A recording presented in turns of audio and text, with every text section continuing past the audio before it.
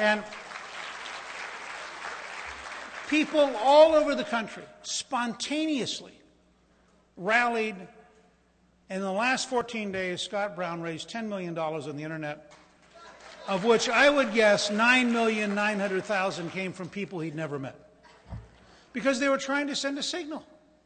Now ask yourself, if the signal is Edward Kennedy's seat is captured by a Republican who's opposed to Obamacare, how could you get a better signal? Okay? So there's a moment of exaltation. I remember I was in Cincinnati with Rob Portman, who's going to be a great U.S. Senator, the night after the victory in Massachusetts. And we're all excited and we're all positive. We think to ourselves, if the Democratic Party members have now heard from the Tea Parties, from the town hall meetings, from the polls, from Virginia, from New Jersey, and now from Massachusetts, surely they will understand that there's a message here. And they did. It took them about a week. For about a week they were stymied, and then they sat in the room at the White House and they said, you know what? We are going to run over the entire country.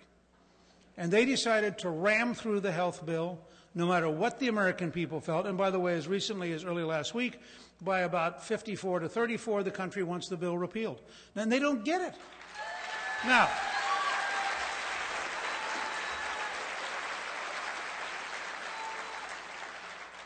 the President of the United States, the most radical president in American history, has now thrown down the gauntlet to the American people. He has said, I run a machine, I own Washington, and there's nothing you can do about it. Now that's where we are. But I want to remind you, as a historian, that there are two rules. The first is elections have consequence, and therefore 2006 and 2008 has a consequence. The consequence is Obama, Pelosi, and Reid. However, consequences lead to elections. So here's my promise.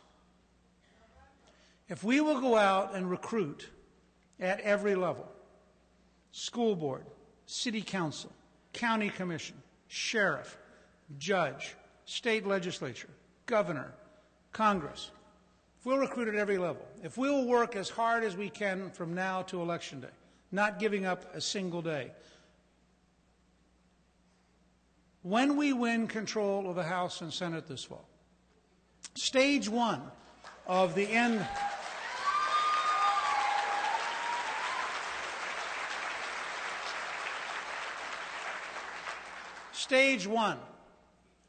of Obamaism will be a new Republican Congress in January that simply refuses to fund any of the radical efforts.